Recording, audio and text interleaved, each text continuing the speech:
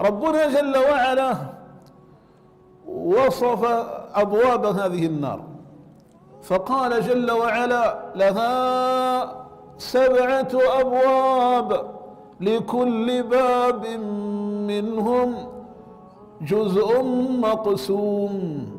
ووصف إحاطتها بأهلها فقال: وإن جهنم لمحيطة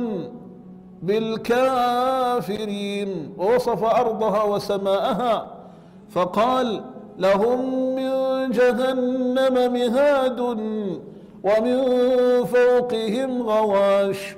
ووصف أقفالها فقال: إنها عليهم مؤصدة في عمد ممددة.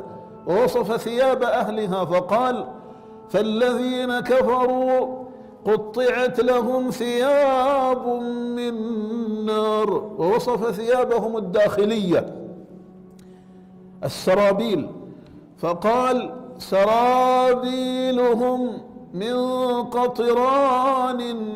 والقطران قيل هو نار خالصة، وقيل هو دخان النار الأعظم، وقيل غير ذلك.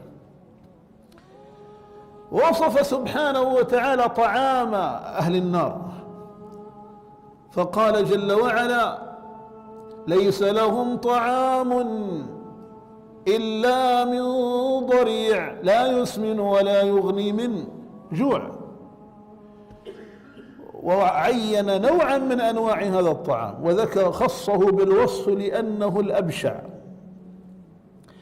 إن شجرة الزقوم طعام الأثيم. ما حالها؟ كالمهل يغلي في البطون كغلي الحميم.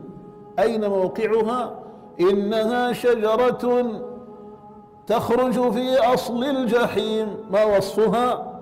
طلعها كأنه رؤوس الشياطين. ما حالهم معها؟ فإنهم لآكلون منها فمالئون منها البطون. نعوذ بالله.